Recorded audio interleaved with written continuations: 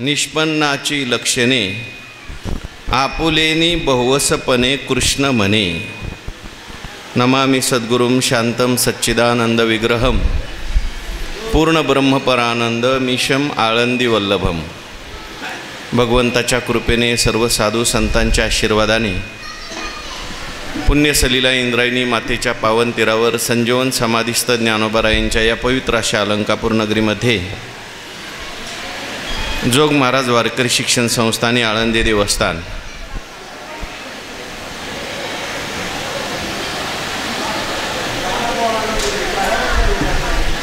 यांच्या माध्यमातून सुरू असलेली आपली ही नित्याची ज्ञानेश्वरी प्रवचन सेवा, प्रवचन सेवेकरता उपस्थित सर्व माऊली स्वरूप असणारे भाविक भक्त श्रोते सज्जन माता भगिनी सर्वांना वंदन करून आपण सर्वांनी मिळून ही चिंतन सेवा या ठिकाणी करायची आहे।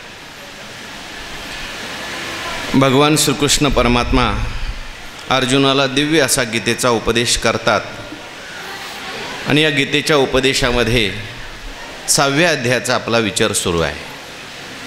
6व्या अध्यायातील 107 क्रमांकाची ओवी, त्याचं चिंतन आज आपल्याला करायचं आहे। भगवान श्रीकृष्ण परमात्म्याने अर्जुनाचं निमित्त करून दिव्य असा महापुरुषांच्या लक्षणाचा विचार सांगितला आणि तो विचार ज्ञानेश्वर महाराज आपल्याला प्रगट करून सांगत आहेत। ज्ञानेश्वर महाराज म्हणतात, ऐसे असाधारणे निष्पन्नाची लक्षणे आपुलेनी बहुअसपणे कृष्ण म्हणे। ऐसे असाधारणे निष्पन्नाची लक्षणे, असाधारण असलेली, निष्पन्न म्हणजे प्राप्त पुरुषाची लक्षणे किंवा भगवंताची ज्याला प्राप्ती झाली, जो योगारूढ आहे, अशा योगारूढ पुरुषाची लक्षणं। आपुलेनी बहुवसपणे कृष्ण म्हणे, त्या ठिकाणी आपल्या सर्वज्ञतेनुसार भगवान श्रीकृष्ण परमात्मा सांगत आहेत। आतापर्यंत भगवंतांनी अर्जुनाला लक्षणं सांगितली, योगारूढ पुरुषाची लक्षणं सांगितली, प्राप्त पुरुषाची लक्षणं सांगितली, महापुरुषाची लक्षणं सांगितली किंवा संतांची भक्ताची लक्षणं सांगितली। का सांगितली आपण त्याचा विचार केला, कारण सिद्धाची लक्षणं असतात ती साधकाची साधनं असतात, म्हणून ही सगळी लक्षणं भगवंतांनी अर्जुनाला सांगितली। योगी म्हणजे नेमकं काय, कालच्या ओवीमध्ये त्या योगी शब्दाचा अर्थ गेला। योगी म्हणजे डोळे झाकून बसणारा योगी नाही, योगी म्हणजे एकदम जंगलात जाऊन बसलेला आहे तो योगी नाही। कालची ओवी तुम्ही डोळ्यासमोर आणा, भगवान परमात्मा म्हणतात, एकत्वाचं ज्ञान ज्याला झालं, परमात्मा स्वरूपाचं ज्ञान ज्याला झालं, परमात्मा रूपी दिवस ज्याच्या जीवनामध्ये उजाडला, परमात्मा स्वरूपाचा निश्चय ज्याचा झाला, तो लोकांतात असला तरी एकांतात असल्यासारखा आहे, आणि परमात्मा स्वरूपाचा निश्चय झाला नसेल, तो एकांतात गेला तरी तो लोकांतात आहे। तुका म्हणे आम्हा एकांताचा वास, या एकांत शब्दाचा अर्थ गुरुवरी सांगत असत, एकांत म्हणजे हा लौकिक एकांत नाही, अंत शब्दाचा अर्थ आहे निर्णय आणि एक शब्दाचा अर्थ आहे परमात्मा। परमात्मा स्वरूपाचा निश्चय ज्याचा झाला तो एकांतात, मग तो कुठेही असू द्या, किती लोकात असू द्या, कारण सर्व लोकांमध्ये जरी जो असला, कुठल्याही परिस्थितीत जरी तो असला तरी त्याचा निश्चय झालेला असतो, जनी वनी अवघा देव। हे विश्व अलंकाराचे विसुरे आहे ती अनानी आकारे परी घडले एकची भांगारे परब्रह्मे। हा त्याचा निश्चय आहे। अलंकार वेगवेगळे दिसतात, नावं वेगवेगळी आहेत, रूपं वेगवेगळी आहेत, पण आहे काय? चांगल्या रूपामध्ये दिसतोय तो परमात्माच आहे आणि वाईट रूपामध्ये दिसतोय तो सुद्धा परमात्माच आहे. ज्ञानच आहे. ज्ञानच आपल्याला आपल्या बुद्धीमुळे वेगवेगळ्या रूपामध्ये भासतं. मागे मी दृष्टांत सांगितला होता. महात्मा होते, रस्त्याने पायी तीर्थयात्रा करत होते. चाललेले असताना भूक लागली. आता भूक लागल्यानंतर जवळ काहीच नव्हतं. शेजारी एक आंब्याचं झाड होतं. त्या आंब्याच्या झाडाखाली काय आंबे पडलेले होते, ते खाल्ले. ऊसाची शेती होती शेजारी, त्यातले 2-3 ऊस मोडून खाल्ले. मालकाला कळालं. मालक आल्यानंतर रागवला, कोण भिकारी मनुष्य आहे, मला न विचारता आमच्या शेतातले आंबे खातो, ऊस खातो, म्हणून ऊस घेतले आणि मारायला सुरुवात केली. भरपूर मारलं. इतकं मारलं की त्यांना चालता येत नाही. ते असेच आपले फरफडत रस्त्याने चालायला लागले, पडले. एक गाडी आली. गाडीतल्या काही सज्जन माणसांनी पाहिलं, साधू मनुष्य दिसतो, चांगला मनुष्य दिसतोय, कोणीतरी याला मारलेलं दिसतंय. गाडीत टाकलं, दवाखान्यात नेलं, औषधोपचार केले, घरून जेवण आणलं, दूध आणलं आणि दूध पाजायला लागले. बाबा तुम्हाला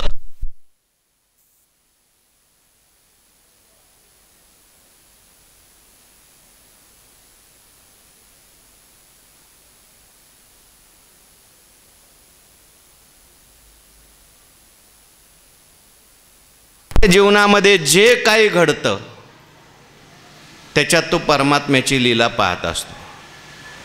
सुखाचा प्रसंग आला, परमात्म्याला सुखाची लीला करायची. दुःखाचा प्रसंग आला, परमात्म्याला थोडीशी आता दुःखाची लीला करायची. त्यांना विचारला, हो कसं वाटतंय तुम्हाला आता? हे दूध कसं वाटतंय? दूध चांगलं आहे का? ते म्हटले काहीच नाही, ज्याने मारलं तोच दूध पाजतोय.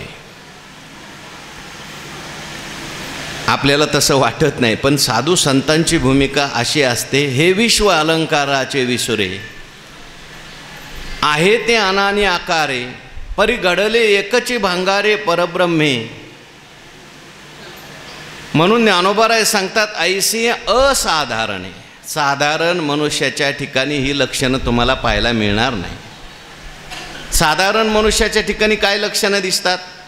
अज्ञान आहे, जीवदशा आहे, सुख आहे, दुःख आहे, जन्म आहे, मरण आहे, दुःखाने रडणं आहे. साधारण लक्षणं सगळ्यांच्या ठिकाणी. पण ज्ञानोबाराय सांगतात, ऐसे असाधारणे, सामान्य माणसाच्या ठिकाणी न दिसणारी लक्षणं लोकांतात आहे, पण एकांतात. परिग्रह त्याच्या जीवनात भरपूर आहे. ज्ञानोबारायांनी शब्द काय वापरला आहे मागच्या वेळी बघा, सहजे अपरिग्रही जे तिन्ही लोकी तोची म्हणून. ह्या तिन्ही लोकांमध्ये तो अपरिग्रही आहे. कोण? ऐशा दृष्टी जो विवेकी, पार्था तोची एकाकी, सहजे अपरिग्रही जे तिही लोकी तोची म्हणून. भगवान परमात्मा म्हणतात, असा विवेक ज्याला प्राप्त झाला, अद्वैत रूपी सूर्य ज्याच्या जीवनामध्ये प्राप्त झाला, असा मनुष्य जो आहे तो एकाकी आहे, लोकात असला तरी.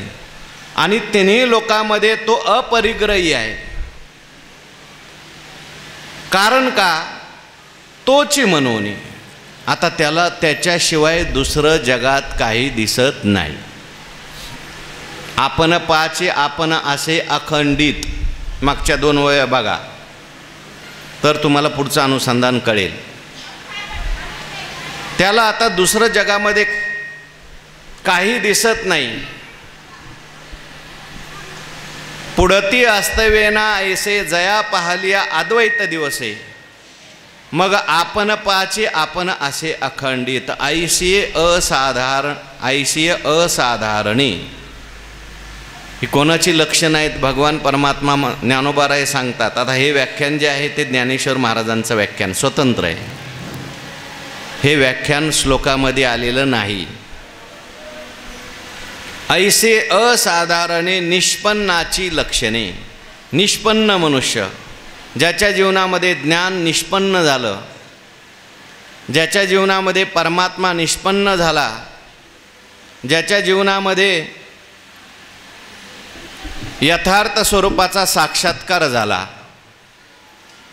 तो निष्पन्न मनुष्य आहे. ऐशे निष्पन्नाची, ऐशे असाधारणे निष्पन्नाची लक्षणे. कोण सांगतोय? ज्ञानोबराय म्हणतात, आपुलेनी बहुवसपणे कृष्ण म्हणे. कृष्ण परमात्मा सांगतोय. कारण कृष्ण परमात्म्याशिवाय आपल्याला ही लक्षणं दुसरं कोणी सांगू शकत नाही. कारण संतांची जी लक्षणं असतात, संतांचं जे महात्म्य असतं, ते एकतर संतांना कळतं, नाही तर देवाला कळतं. तुकोबाराय म्हणतात, संतांचा महिमा जास्त कमी झाला, आवाज ओढवतो, तो बहुदुर्गम, शाब्दिकाचे काम नाही येथे. बस, एखादा शब्दफेक चांगला करणारा असेल त्याला संतांचा महिमा कळेलच असं नाही. योग्याला संतांचा महिमा कळेलच असं नाही. हठयोग्याला, इंद्रादिक देवांना संतांचा महिमा कळेलच असं नाही. ज्ञानेश्वर महाराजांचा महिमा चांगदेव महाराजांना कळाला का? ब्रह्मादिक देवांना सुद्धा कळेल की नाही सांगता येत नाही. पण संतांचा महिमा एकतर संतांना कळतो, नाहीतर देवाला कळतो. तुका म्हणे अंगी व्हावे ते आपण, तरीच महिमान येईल कळो. आणि भगवान परमात्मा हा सर्वज्ञ आहे. भगवान परमात्मा हा स्वतः ज्ञानी आहे. म्हणून आपुलेनी बहुवसपणे भगवंताची बहुज्ञता, सर्वज्ञता कृष्ण म्हणे. हा कृष्ण आहे, सामान्य नाही. ज्याचं वर्णन ज्ञानोबारायांनी अगोदर केलेलं आहे, तो कोण आहे? ऐसा हो, ऐका यशश्री औदार्य, ज्ञान वैराग्य ऐश्वर्य, हे सहाही गुणवरी अवस्थी जेत म्हणून तो आपण पाहून आलो 6व्या अध्यायाच्या सुरुवातीला. ज्ञानोबाराय म्हणतात, तो भगवान परमात्मा ही ज्ञानाची लक्षणं सांगतो, योग्याची लक्षणं सांगतो. का? तो कोण आहे? आता इथून पुढे ज्ञानेश्वर महाराजांनी भगवंताचं वर्णन केलेलं आहे. हे श्लोकामध्ये न आलेला विषय, जवळजवळ 100 ओव्यांचा विषय आहे. हा श्लोकातला विषय नाही आहे. ज्ञानेश्वर महाराजांचं स्वतंत्र चिंतन आहे. कोण आहे भगवान परमात्मा? ज्ञानोबारायांच्या आवडीचे विषय आहेत. एक तर भगवान परमात्म्याचं वर्णन करायचं म्हटलं की ज्ञानेश्वर महाराजांची लेखणी ढिली पडते. संतांचं वर्णन करायला लागलं की ज्ञानेश्वर महाराजांना भान राहत नाही. श्रोत्यांना म्हणावं लागतं निवृत्तीनाथ महाराजांना, आता बास आता विषयावर या. कोण सांगतंय? सांगणारा किती मोठा आहे? हे जे मी बोलतोय, ज्ञानोबाराय म्हणतात, हे सामान्य माणसाने सांगितलेलं ज्ञान नाही. सांगितलेलं जे असतं ते सांगणाऱ्याच्या श्रेष्ठतेवर अवलंबून असतं. कोणी सांगितलं आहे? अनेक वेळा ज्ञानोबाराय बोललेत, सांगणारा कोण, ऐकणारा कोण आणि ऐकणारा विषय काय. आधीची विवेकाची गोठी, वरी प्रतिपादी श्रीकृष्ण जगजेठी. आणि ऐकणारा भक्तराज किरीटी परिसतू असे.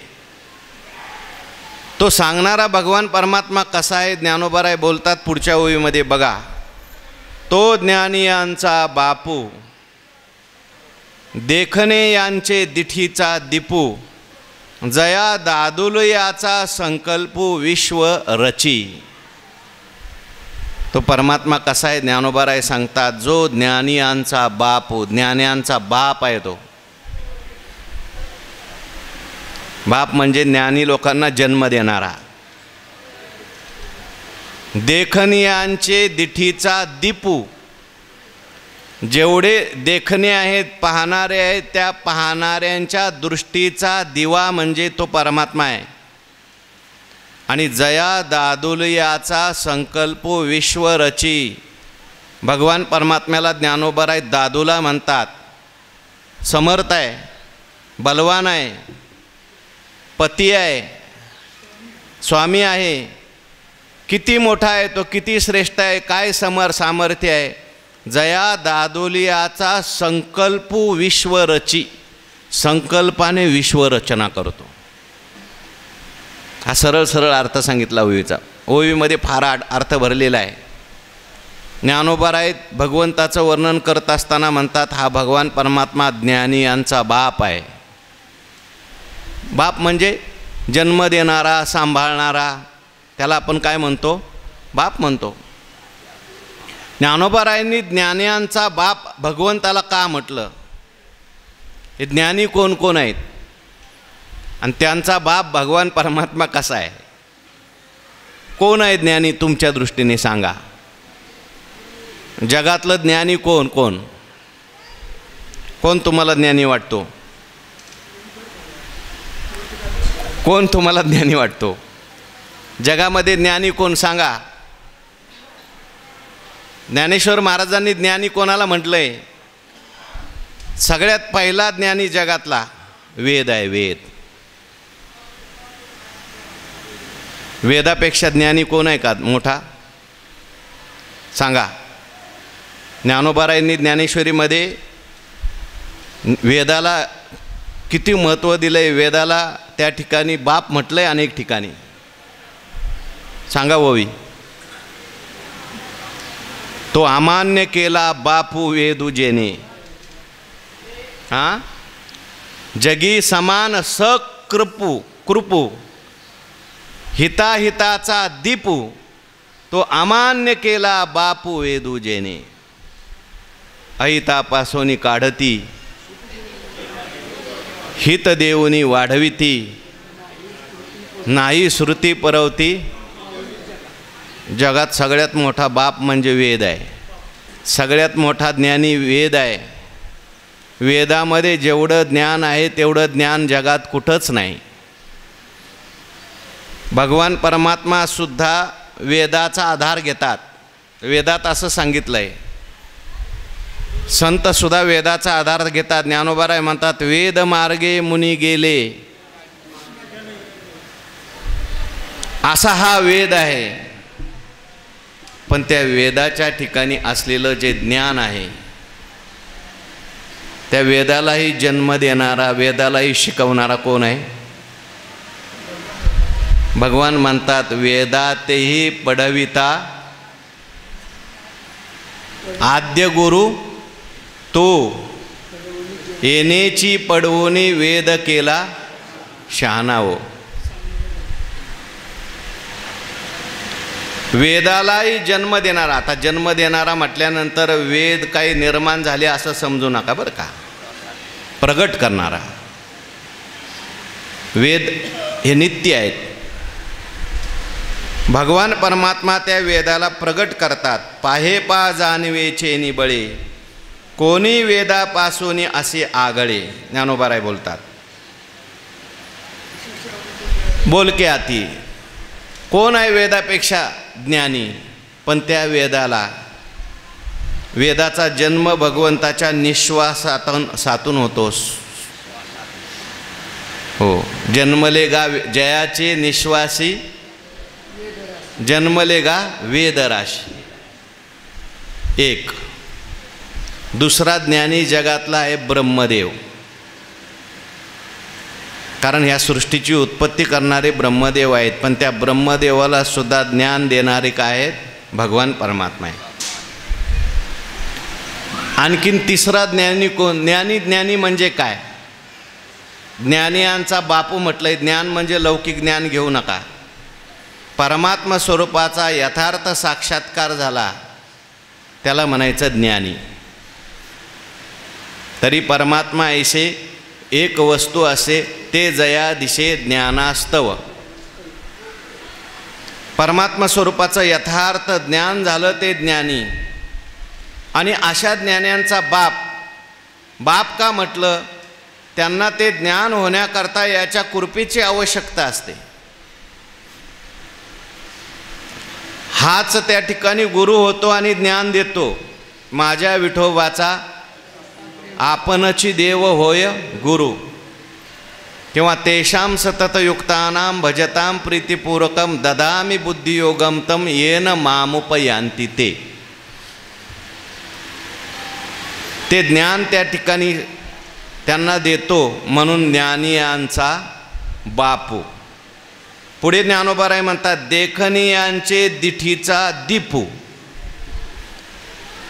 जेवढे काही देखणे आहेत, देखणे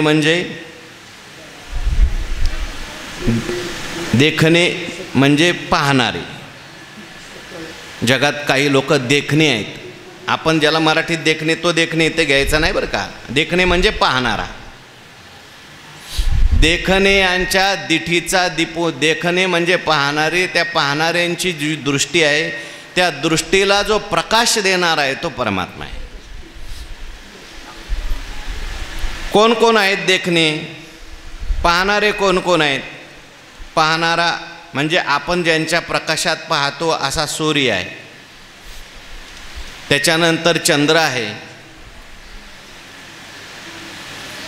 आणखीन ज्ञानी मनुष्य आहे तो देखणा आहे. तुम्ही आम्ही जरी डोळे असलो तरी आपण देखणे आहेत का?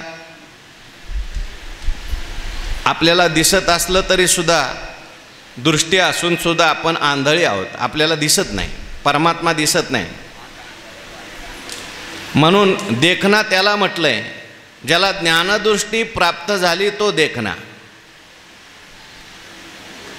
सूर्य चंद्र सुद्धा देखणे आहेत, पण ते त्यांचा प्रकाश जड प्रकाश आहे, परप्रकाश आहे. परमात्म्याच्या प्रकाशाने ते प्रकाशित आहेत.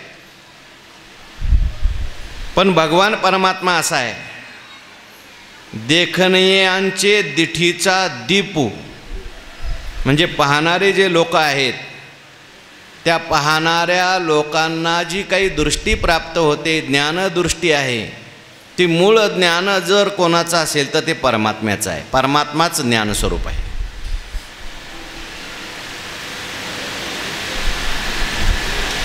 परमात्म्याच्या ज्ञानाशिवाय जगातला कोणही पाहू शकत नाही.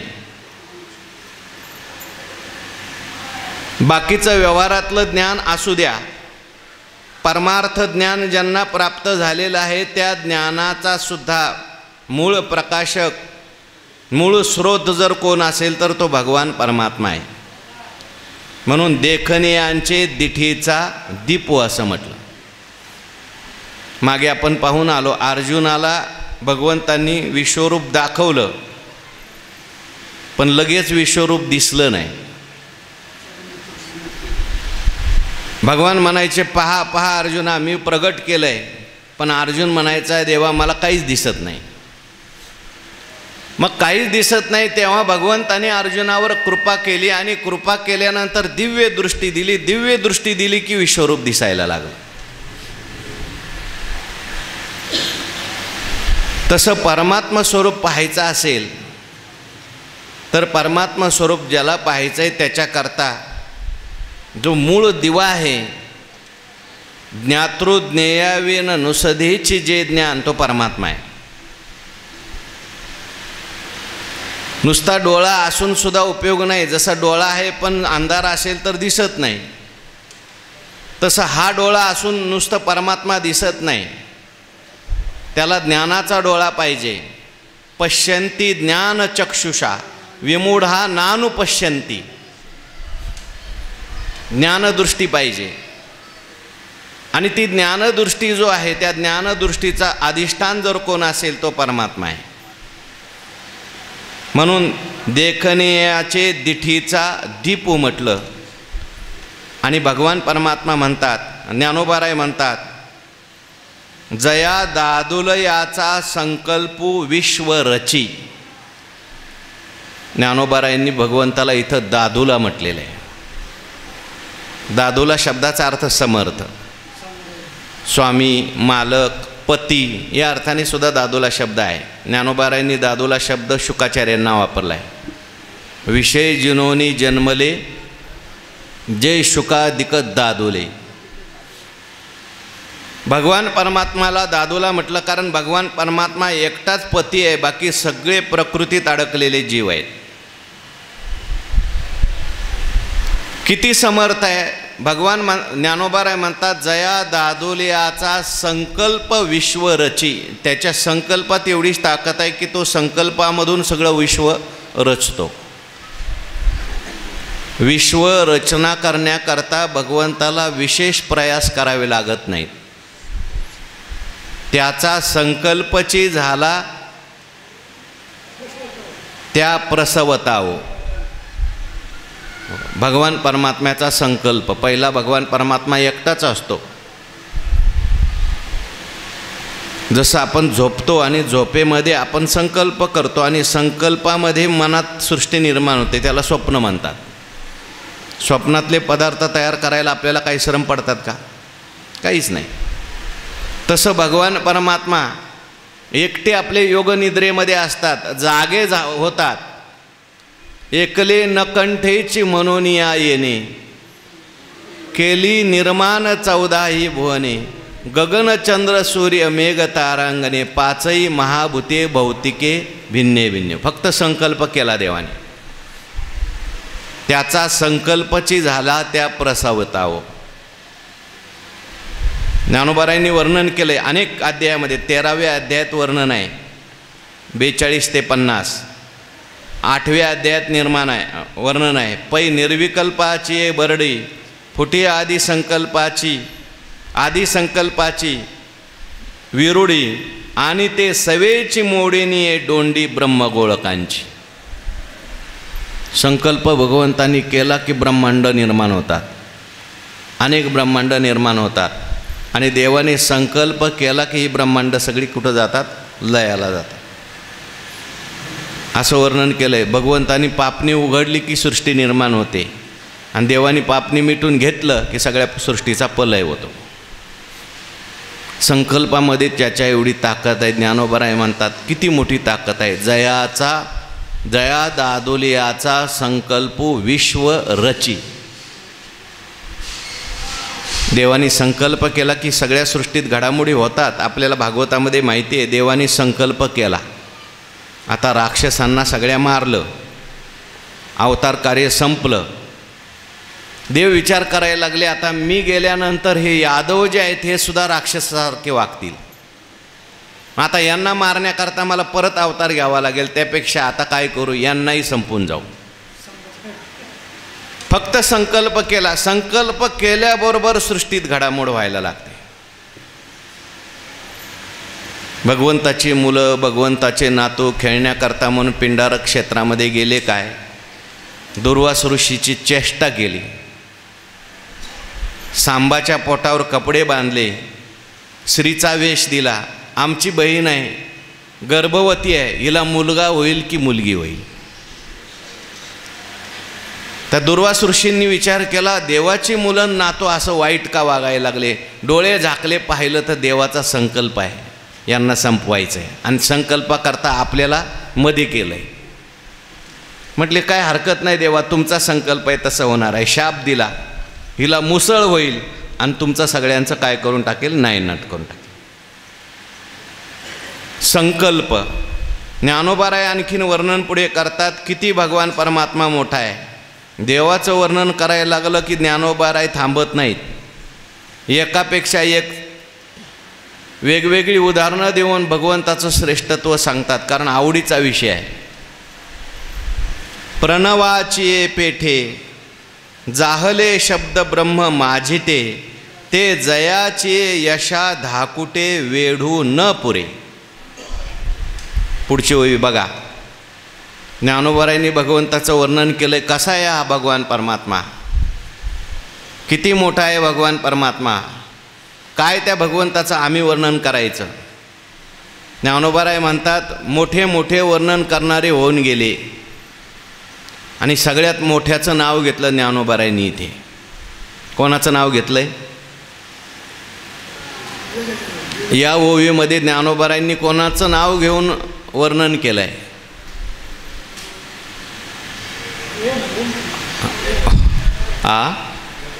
वेदाचं नाव घेतलं आहे.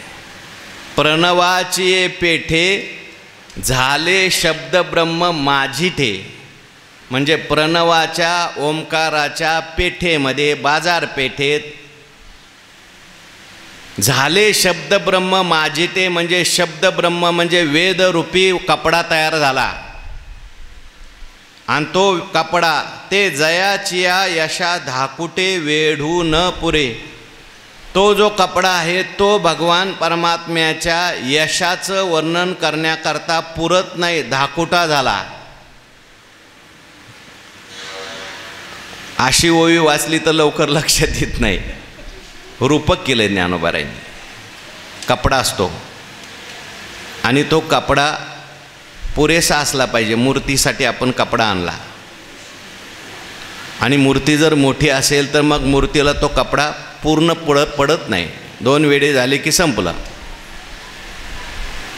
अर्धी मूर्ती तशीच उघडी राहिली. तसं भगवान परमात्म्याच्या यशाचं वर्णन करण्याकरता कपडा कोणता बाजारातला आणला? वर्णन कशाचं करायचं आहे? यशाचं. ज्ञानोबारायांनी रूपक केलं यशाचं वर्णन करण्याकरता. कोणता कपडा आणला, कोणत्या बाजारपेठेत आणला? काय काय बाजारपेठा प्रसिद्ध असतात. त्या बाजारपेठेतले कपडे आणले की लोक म्हणतात उत्तम कपडा आहे. कुठून आणला? मंगळवार पेठेतून आणला. कुठून आणला? शुक्रवार पेठेतून आणला. वा वा वा, चांगला कपडा आहे. आता शुक्रवार पेठेतला म्हटल्यानंतर तो चांगल्या गुणाचा असणार, जास्त दिवस टिकणार. तसं ज्ञानोबाराय म्हणतात कापड आणलं भगवंताला वेढण्याकरता, यशाला वेढण्याकरता भगवंताच्या. कुठल्या पेठेतून आणलंय वो बोला? कोणत्या पेठेतून आणलं? प्रणवाची पेठे. प्रणवाची पेठ आहे. प्रणव म्हणजे काय? प्रणव म्हणजे ओंकार. प्र शब्द आहे आणि नव शब्द आहे. नू नवती धातू आहे. नवती म्हणजे स्तवन करणे. प्र उपसर्ग लागला. प्रकर्षेन नवती. भगवंताची स्तुती करण्याकरता जो सर्वात पुढे आहे त्याला काय म्हणायचं? प्रणव म्हणजे ओंकार. कारण भगवान परमात्म्याचं वाचक नाम आहे ओंकार. तसं पाहायला गेलं तर भगवंताला नाव आहे का? नाही, पण ठेवलंय नाव. कोणी ठेवलं? अहो ज्ञानेश्वर महाराजांच्या ओव्या आणा डोळ्यासमोर. कोणी ठेवलं? ते किरानाम जाती परी अविद्या वर्गाची राती, माझी ओळखावया श्रुती खून केली. श्रुतीने ठेवलेलं नाव आहे.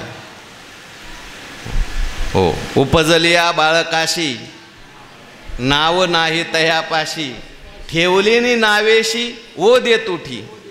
तसं हे सुद्धा बाळच आहे, पण त्याचं नाव ठेवलंय आईने, वेदरूपी आई, श्रुतीरूपी आईने. ओम म्हणून ओमाला असं म्हणतात एक अक्षरी ब्रह्म आहे. ओम इत्येकाक्षरम ब्रह्म. ओमाचं वर्णन ज्ञानोबारायांनी ज्ञानेश्वरीमध्ये खूप केलेलं आहे. भगवंतांनी गीतेमध्ये केलं आहे. ओम तत्सदिती निर्देशो ब्रह्मणा त्रिविधा स्मृता. ओम भगवान परमात्मा. ज्ञानोबाराय म्हणतात ओंकार प्रणवाची पेठे. हा प्रणव फार महत्त्वाचा आहे. त्या ओंकारामध्ये काय काय आहे आपण सुरुवातीला ओम नमो जे आद्या त्या ओवीत सांगून गेलो. 1 दिवसाचं प्रवचन नुसत्या ओमवर आहे. ओंकारात काय काय आहे? अ आहे, उ आहे आणि म आहे. अ म्हणजे काय? उ म्हणजे काय? म म्हणजे काय? हो.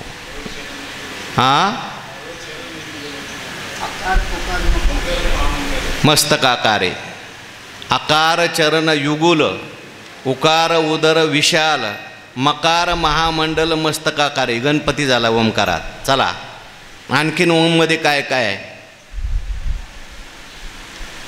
बोला? आकार तो ब्रह्मा, उकार तो विष्णू, मकार महेश. आणखीन ओममध्ये काय काय बोला. आकार जागृती, उकार स्वप्न, मकार सुषुप्ती आणि अर्धमात्रा तो आहे तुरीय परमात्मा. म्हणून ओमची व्याप्ती पाहरा हे सगळं जगच ओंकारमय आहे, परमात्मामय आहे. तस्य वाचकः प्रणवः. म्हणून भगवान ज्ञानोबाराय म्हणतात ओंकाराची एक कुशी. बोला. अक्षरे होती अ उ म कारेशी, ते उपजत वेदेशी उठिली तिनी. ओंकारापासून वेदाची उत्पत्ती आहे. आकारापासून, उकारापासून, मकारापासून. आता कोणापासून कोणता वेद तयार झाला, कोणते कोणते वेद आहेत, वेद अनंत आहेत. पण उपजत वेदेशी उठली तिनी. तीन वेदाचा या ठिकाणी ज्ञानोबारांनी उल्लेख केला. किंवा ऋग यजु सामू, तोमी म्हणे आत्मारामू. ऋग्वेद, यजुर्वेद, सामवेद हे 3 वेद, ह्या 3 आकार उकार आणि मकारापासून जन्माला आले. मग तुम्ही म्हणाल अथर्ववेद कुठं सोडला, तर अथर्ववेदाचा अंतर्भाव यजुर्वेदात होतो.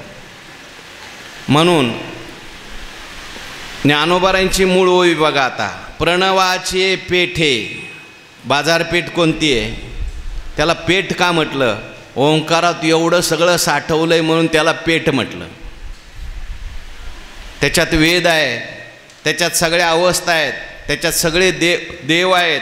अशी असलेली ओंकाराची पेठ आणि ओम प्रणवाचे पेठे. पुढं झाले शब्द ब्रह्म माझिते. शब्द ब्रह्म म्हणजे वेद. शब्दाच्या रूपाने ते ब्रह्मच आहे. ब्रह्मज्ञान प्राप्त करून देण्याचं ते साधन आहे. ब्रह्मस्वरूप आहेत वेद. म्हणून झाले शब्द ब्रह्म माझिते. माझिते म्हणजे वस्त्र.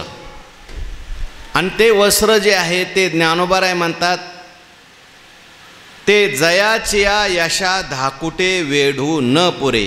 ते वस्त्र परमात्म्याच्या यशाकरता धाकूट आहे. धाकूट म्हणजे लहान पडलं. का लहान पडलं, वेढू न पुरे. वेढलं जाऊ शकत नाही परमात्म्याला. कोणतं वस्त्र, अहो कोणतं वस्त्र, वेदरूपी वस्त्र. कोणाला पुरत नाही, परमात्म्याच्या यशाचं वर्णन करण्याकरता वेदरूपी वस्त्र पुरत नाही, असा या ओळीचा अर्थ आहे. परमात्म्याचे गुण किती आहेत, अहो अनंत गुण आहेत. भगवंताच्या 6 गुणांचं वर्णन फक्त केलं आहे, त्याला गुणवर्य म्हटलं. त्यातला पहिला गुण कोणता आहे, यश. ज्ञानोबाराय म्हणतात त्या वेदाने यशाचं वर्णन करण्याचा प्रयत्न केला, पण करून सुद्धा यशाचं पूर्ण वर्णन झालं का. जयाचे यशा धाकुटे वेढू न पुरे. यशाचं वर्णन परमात्म्याच्या वेदाने केलं नाही, करता आलं नाही. केलं पण पूर्ण नाही झालं. भगवंताच्या एका गुणाचं वर्णन करायचं म्हटलं तर तुका म्हणे मही पत्र सिंधू न पुरे शाई. पाहे पा जाणवेचे नि बळे कोणी वेदापासून असे आगळे. शेषाहुनी तोंडाळे बोलके आथी तोही आंथुर्ना तळवटी दडे. आणि येरू नेती नेती म्हणून बहुडे. सनकादिक वेडे पिशे झाले. देवाचं वर्णन करण्याकरता हे गेले. शेषाची काय अवस्था झाली, त्याच्या जिभा ज्या होत्या त्या चिरल्या, द्विसहस्र झाल्या जिभा. आणि वेदाची काय अवस्था झाली, त्याने सुद्धा वर्णन केलं पण नेती नेती म्हणून केलं. श्रुती नेती नेती म्हणती एकू गोविंदो रे. केलं नाही असं नाही, केलं पण अतद्व्यावृत्तीने केलं. म्हणून वेदाला सुद्धा शेवटी गप्प बसावं लागलं. हो, पुढे मौनावला ते गुह्य तुझला प्राप्त कैसे, किंवा वेद जाणूनी वानूनी तवची चांग. ज्ञानोबाराय म्हणतात, जव न दिशे तुझे अंग. मग आम्हा तया मूग एकपांती. आम्हालाही गप्प बसावं लागतं, वेदालाही गप्प बसावं लागतं, कारण स्वरूपाचं वर्णन वेदाकडून होऊ शकत नाही. मग तुम्ही म्हणाल मग वेदाचा काय उपयोग? वेद प्रतिपाद्य म्हटलंय, वेदाचा हाच उपयोग आहे. वेद सांगतो, वर्णन केलं जाऊ शकत नाही हे सुद्धा वेदांनी सांगितलं. तो जाणला जाऊ शकत नाही ते जाणणे स्वरूप आहे हे वेदांनी सांगितलं. म्हणून असा तो परमात्मा आहे, जयाचेनी अंगिके तेजे, आवो रवी शशिये वनिजे, मनोनी जग हे वेसजे विन असे तया. ओवी बघा म्हणजे लक्षात येईल काय बोलणं चाललंय, कारण अशी ओवी वाचली तर काही अर्थ कळत नाही. लोक म्हणतात आम्ही ज्ञानेश्वरी वाचतो, 10 ज्ञानेश्वऱ्या अनेक ठिकाणचे अर्थ बघावे लागतात तरी अर्थ लागत नाही. नुसत्या वाचणाऱ्यांना कसं काय कळत असेल काय माहिती. वाचणं वाईट नाही, ज्ञानोबरांची कृपा होईल एक ना एक दिवस, पण अर्थसुद्धा लावण्याचा प्रयत्न केला पाहिजे. जयाचेनी अंगिके तेजे, आवो रवी शशिये रवी शशीचे वनिजे, मनोनी जग हे वेसजे विन असे तया. ज्ञानोबाराय म्हणतात, अन्वय बघा, जयाचेनी अंगिके तेजे, रवी शशिये वनिजे,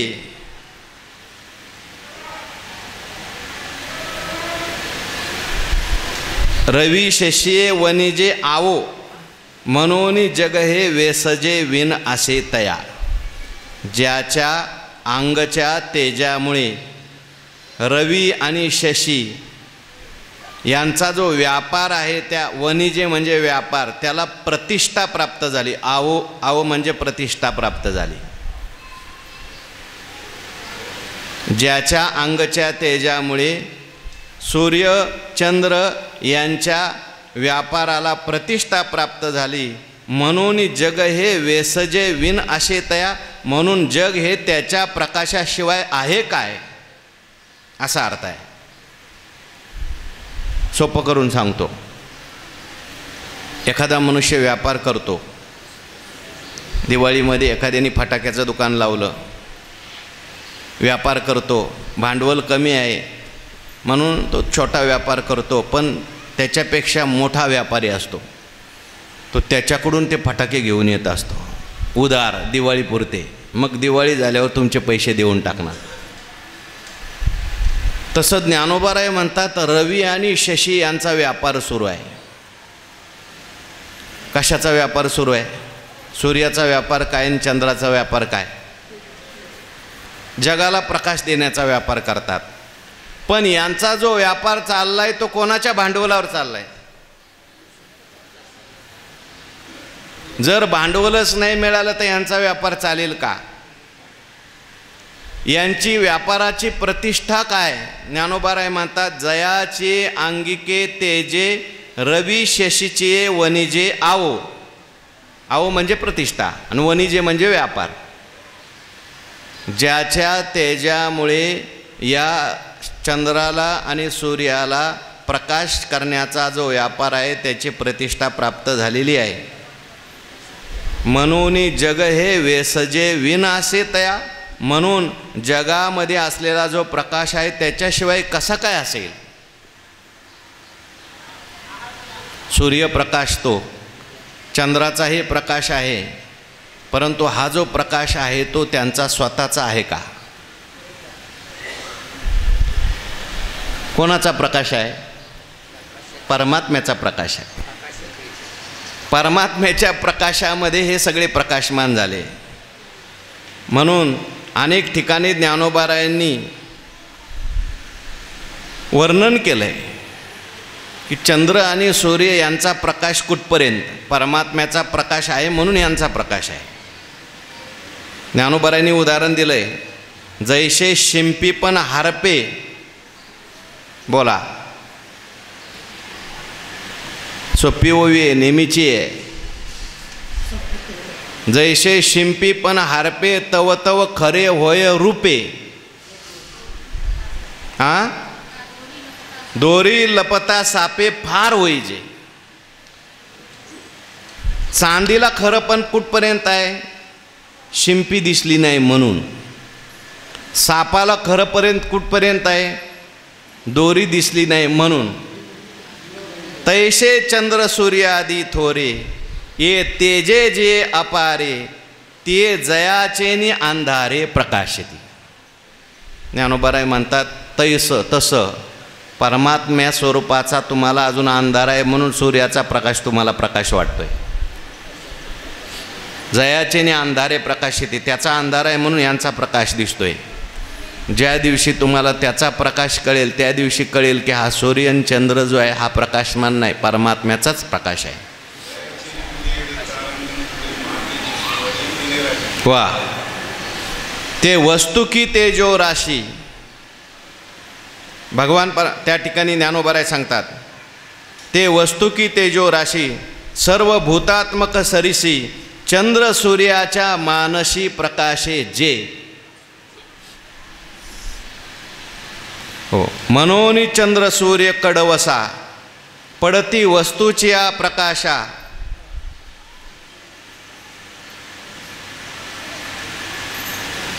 या लागी तेज तेजसा, ते वस्तूचे अंग. या ठिकाणी सगळं तेज जे दिसतंय ते परमात्म्याचं तेज आहे. परमात्म्याच्या तेजाने हे सगळे प्रकाशित आहेत. तमेव भांतम अनुभाती सर्वम तस्य भासा सर्वमिदम विभाती. आपल्याला चंद्र दिसतो, सूर्य दिसतो, तो कोणाच्या प्रकाशात दिसतो, परमात्म्याच्या ज्ञानरूपी प्रकाश. ज्ञान जर नसेल तर चंद्रही कळणार नाही, सूर्य कळणार नाही, जगही कळणार नाही.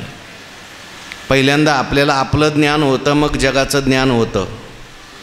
मनुष्य जगाचं ज्ञान लक्षात ठेवतो ना आपलं ज्ञान विसरून जातो. मी तुम्हाला पाहतोय, तुम्ही मला पाहतोय, पण ज्या प्रकाशात आपण हे पाहतोय त्या प्रकाशाकडे आपलं लक्ष आहे का? तो ज्ञानरूप प्रकाश नित्य आहे. ज्यावेळेस मनुष्य म्हणतो मी मला काही कळत नाही, त्यावेळेस सुद्धा ज्ञानरूपी प्रकाश आहे, अज्ञानाचं प्रकाशन चालू आहे. म्हणून असा जो नित्य प्रकाश आहे तो नित्य प्रकाश. म्हणून जग हे वेशी जे विनाशे त्या प्रकाशाच्या शिवाय जग आहे का? सूर्यासकट आघवी विश्वरचना जे दावी, ते दीप्ती माझी जाणावी आद्यंती आहे. ज्ञानोबाराय वर्णन करतात तो परमात्मा किती श्रेष्ठ आहे. हा गा नामची एक जयाचे, पाहता गगनही दिशे टाचे, गुण एक एक काय तयाचे, कळशील तू. ज्ञानेश्वर महाराज म्हणतात, नामची एक तयाचे, हा गा नामची एक जयाचे, पाहता गगनही दिशे टाचे. नुसतं देवाचं नाव जरी घेतलं आणि त्याचं वर्णन करायचं म्हटलं तरी सुद्धा आकाशसुद्धा कमी पडतं. गगनाहुनी वाढ काय पूर्वार्ध असा हरिपाठ पाठ असतो का कुठं? ज्ञानदेव पुसे, मला पण पाठ नव्हतं, मी बघून आलोय बरं का. ज्ञानदेव पुसे निवृत्तीशी चाड. निवृत्तीनाथ महाराजांना ज्ञानेश्वर महाराजांनी विचारलं, नित्यनेम नामी ते प्राणी दुर्लभ, लक्ष्मी वल्लभ तयाजवळी. पुढं नारायण हरी नारायण हरी, भक्तिमुक्तीचारी घरी त्यांच्या, हरिविना जन्म नरकची पैजाना, यमाचा पाहुणा प्राणी होय. नामाचं एवढं महात्म्य ऐकल्यानंतर निवृत्तीनाथ महाराजांना ज्ञानेश्वर महाराज विचारतात, काय एवढं मोठं महात्म्य आहे निवृत्तीनाथ महाराज? एवढं नाम मोठं आहे का? काय श्रेष्ठ तो नामाचं? ज्ञानेश्वर महाराजांना निवृत्तीनाथ महाराज म्हणतात, थांबा मी सांगतो किती मोठं आहे. ज्ञानदेव पुसे निवृत्तीशी चाड, गगनाहुनी वाढ निवृत्तीनाथ महाराज म्हणतात, अरे बाबा ज्ञानोबा, हे नाम जे आहे ते गगनापेक्षा मोठं आहे. म्हणजे आकाशापेक्षा व्यापक असलेला परमात्मा आहे, त्या परमात्मा स्वरूप नाम आहे. देवाचं नाव आणि देवाला वेगळं समजायचं काही कारण नाही. ज्ञानोबाराय बोललेत, नाम नामी तैसा अभेद वासे. बोला ओवी. आकाशा आणि अवकाशा, आश्रयो अवकाशची जैसा, नाम देखे नाम नामी तैसा अभेद वासे. देवाचं नाव वेगळं आणि नाम आणि देव वेगळा नाही. किंबहुना देवाचं नाम हे देवापेक्षाही श्रेष्ठ सांगितलं. ते रामायणात प्रसंग सांगतात ना, भगवान प्रभू रामचंद्रांनी एक दगड टाकला समुद्रात. माझ्या नावाने दगड तरतात, पाहू तरी काय होतंय, कसा काय तरतोय. विशेष देवाला सुद्धा वाटलं. देवाने दगड टाकला पण तो बुडला. देवाला असं वाटलं दगडाला कदाचित माहिती नसेल मी टाकलाय, म्हणून देवाने सांगितलंय मी राम आहे, मी आता तुला टाकतोय. वानर टाकतात तर तू तरतो, राम टाकतोय बुडू नकोस. टाकला, टाकल्याबरोबर परत बुडला. देवाला असं वाटलं या दगडाला नीट अजून कळलेलं दिसत नाही.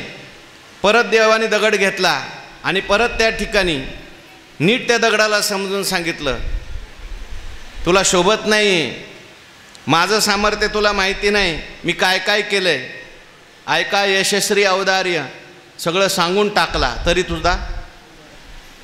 मग देवाला असं वाटलं वानराच्या हातून दगड तरले आणि आपल्या हातून बुडले, हे जर लोकांना कळलं तर आपली अपकीर्ती होईल. पण कोणी बघितलंय का बघावं म्हणून आजूबाजूला पाहिलं तर कोण दिसलं? मागे हनुमान उभे होते. म्हटले हनुमंता तुम्ही कधी आला? म्हणले पहिल्याच दगडाला आलो मी.